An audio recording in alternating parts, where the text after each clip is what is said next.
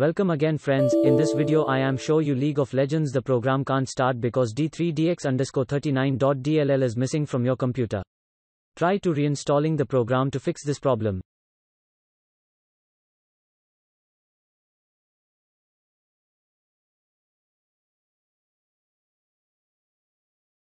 No need to reinstall the program.